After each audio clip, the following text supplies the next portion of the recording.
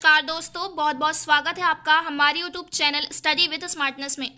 इस वीडियो में हम हिंदी से संबंधित प्रश्नोत्तर देखेंगे। हमारा पहला प्रश्न है, आश्रय की बाह्य शारीरिक चेष्टाएं कहलाती हैं अनुभाव, संचारी भाव, विभाव या इनमें से कोई नहीं। इसका राइट आंसर है अनुभाव। चूंकि अनुभाव यानी मनोगत भाव को व्यक्त करने वाली जो भी शारीरिक या मानसिक चेष्टाएं होती हैं वहाँ अनुभाव होता है। चूंकि भावों के बाद उत्पन्न होता है इसलिए इसे अनुभाव कहते हैं। यहाँ पर शारीरिक चेष्टा की बात की गई है तो यहाँ अनुभाव होगा। नेक्स्ट क्वेश्चन है, जब संसार की असारता का अनुभव होने पर हृदय में तत्वज्ञान या वैराग्य भावना जागृत होती है तब किस रस की निष्पत्ति होती है? विभत्स रस, शांत रस, वीर रस या इनमें से कोई नहीं। इसका राइट आंसर है शांत रस। चूंकि शांत रस यानी मोक्ष और अध्यात्म की भावना, संसार से वैराग्य होने की भावना या परमात्मा की प्राप्ति के बाद जो शांति मिलती है वह भावना वहाँ शांत रस होता है। चूंकि यहाँ पर असारता यानी खालीपन के कारण हृदय में जो भी वैराग्य उत्पन्न हो रहा है उसके कारण यहाँ शांत रस की निष्पत्ति हो रही है। नेक्स्ट क्वेश्चन है, गैर उपसर्ग का अर्थ क्या है? सहित, निषेध, श्रेष्ठ या इनमें से कोई नहीं। इसका राइट आंसर है निषेध। चूंकि उपसर्ग वे शब्दांश होते हैं जो किसी शब्द के आगे लगकर नए शब्द बनाते हैं, तो यहाँ गैर एक उपसर्ग है जो कि विरुद्ध अर्थ प्रकट करता है। इसका उदाहरण ले सकते हैं जैसे गैर मुमकिन या गैर कानूनी, तो यहाँ पर गैर एक उपसर्ग है जिसका अर्थ निषेध होता है। नेक्स्ट क्वेश्चन है, तद्भव शब्द का चयन कीजिए। कटुक, कपूर, कृष्ण या कर्म। इसका राइट आंसर है कपूर। चूंकि तद्भव वे शब्द होते हैं जो संस्कृत के विकृत शब्द हैं, यानी जिन्हें संस्कृत के शब्दों से परिवर्तित करके उपयोग में लाया जाता है। तो यहाँ कपूर एक तद्भव है जिसका तत्सम कर्पूर होता है। नेक्स्ट क्वेश्चन है, दीर्घ स्वरों का समूह चुनिए। अ, ई, उ, री, आ, ई, उ, ए, न, प, श, द, ई, उ, ए, अ। इसका राइट आंसर है आ, ई, उ, ए। चूंकि दीर्घ स्वर यानी वे स्वर जिनके उच्चारण में 2 गुना समय या अधिक समय लगता है वहाँ दीर्घ स्वर होते हैं और कुल 7 दीर्घ स्वर होते हैं। आ, ई, उ, ए, ओ और ओ। नेक्स्ट क्वेश्चन है, अल्प का विलोम क्या है? न्यून, थोड़ा, कम या इनमें से कोई नहीं। इसका राइट आंसर है इनमें से कोई नहीं। चूंकि यहाँ विलोम यानी विपरीत अर्थ प्रकट करने वाला शब्द पूछ रहा है तो अल्प का विपरीत अति हो सकता है। चूंकि अल्प का मतलब ही न्यून, थोड़ा या कम होता है तो इसका विपरीत अर्थ प्रकट करने वाला शब्द अति या बहुत होगा। नेक्स्ट क्वेश्चन है, बास और वास इस शब्द युग्म का सही अर्थ भेद क्या है?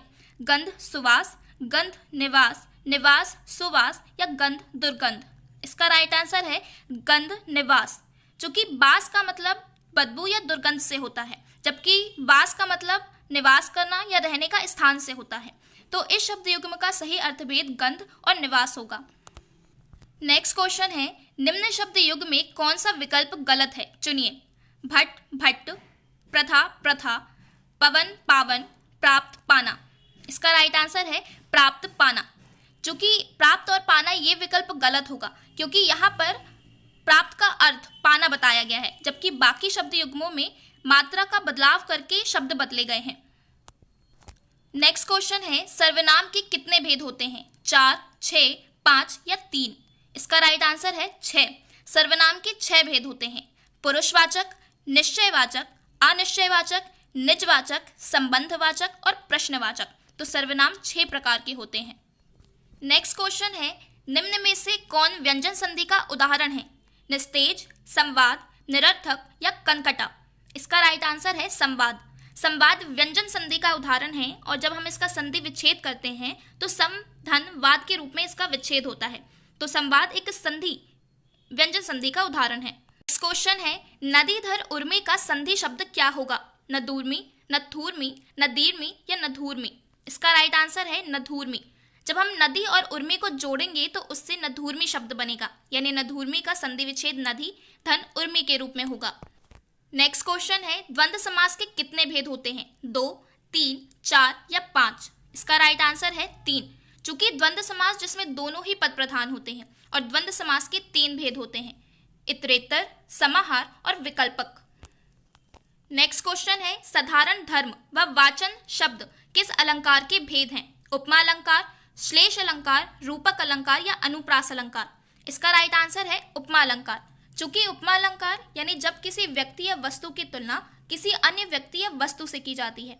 उपमा अलंकार के 4 भेद होते हैं: उपमेय, उपमान, वाचक शब्द और साधारण धर्म। तो यहाँ साधारण धर्म और वाचन शब्द ये उपमा अलंकार के भेद हैं।